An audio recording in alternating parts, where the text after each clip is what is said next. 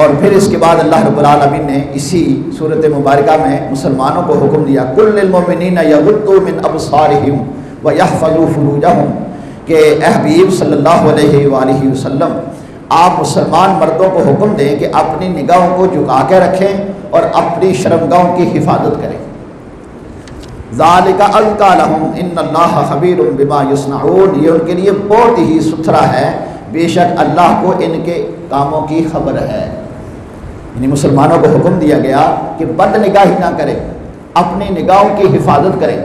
کیونکہ نگاہ اللہ کی نعمتوں میں سے ایک نعمت ہے، اسے اگر غلط استعمال کریں گے تو اس کے نتائج بھی غلط برآمد ہوں گے۔ اور یہ دل میں وسوسے ڈالنے کا ایک ذریعہ ہے کان اور آنکھیں۔ گانا سنو گے تو دل میں شیطان وسوسہ پیدا کرے گا، اسی طرح غیر محرم لڑکیوں کو دیکھو گے تو وسوسے پیدا ہوں گے۔ تو اسلام نے جو راستے تھے انہیں ہی بند کر دیا، میں اپنی نگاہوں کو جھکا کے رکھو۔ اور رسول پاک صلی اللہ علیہ وآلہ وسلم نے ارشاد فرمایا کہ جو مرد اپنی نگاہوں کو جھکا کے رکھتا ہے، غیر محرم عورتوں کو نہیں دیکھتا، اس کا اللہ دنیا میں یہ انعام عطا کرتا ہے کہ اس کو عبادت کرتے ہوئے لطف آتا ہے، مزہ آتا ہے۔ یہ دنیا کا انعام ہے، اور آخرت کا انعام جو اللہ نے تیار کر رکھا ہے وہ تو انسان کے تصور سے بھی باہر ہے۔ اور یہ صرف مردوں کو نہیں، عورتوں کو بھی ارشاد فرمایا وَقُلْ لِلْمُؤْمِنَاتِ يَغْضُضْنَ مِنْ أَبْصَارِهِنَّ وَيَحْفَظْنَ فُرُوجَهُنَّ، اور مسلمان عورتوں کو حکم دیں کہ وہ اپنی نگاہوں کو جھکا کے رکھیں اور اپنی پارسائی کی حفاظت کریں۔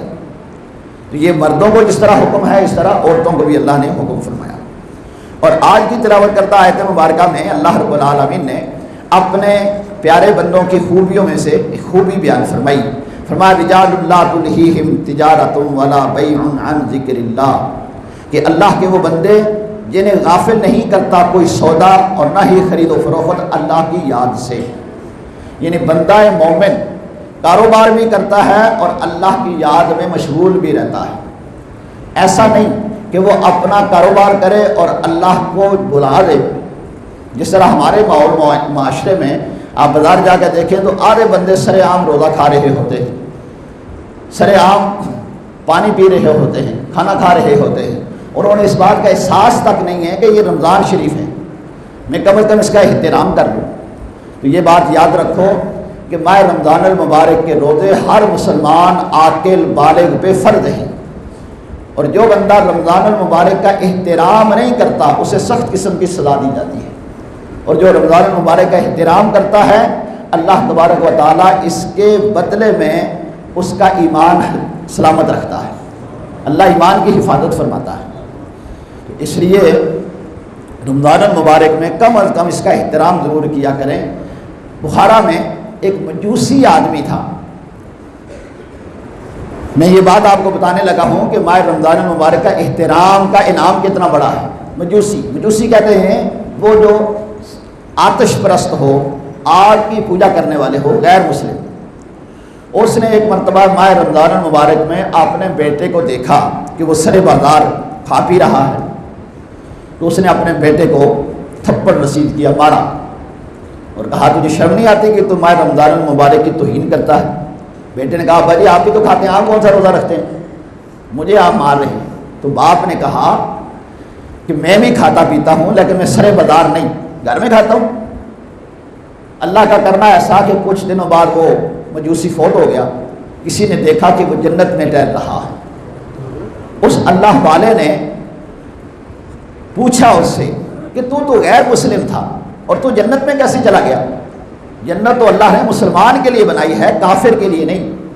تو نے کلمہ نہیں پڑھا اور تو جنت میں بول گیا۔ اس نے کہا کہ میں نے اپنے بیٹے کو ادب سکھایا، ماہ رمضان المبارک کا احترام کرنا سکھایا، اس کے بدلے میں اللہ نے مجھے ایمان کی دولت عطا فرما دی، اور میں مرنے سے پہلے مجھے کلمہ نصیب ہو گیا، جس کی وجہ سے اللہ نے مجھے یہ انعام عطا کر دیا۔ تو یہ بات یاد رکھیں، بعض لوگوں کے کوئی عذر ہوتے ہیں اور کچھ لوگ عذر بنا لیتے ہیں کہ جی مجھے شوگر ہے، مجھے فلاں مسئلہ ہے۔ جو بھی مسئلہ آپ کا ہو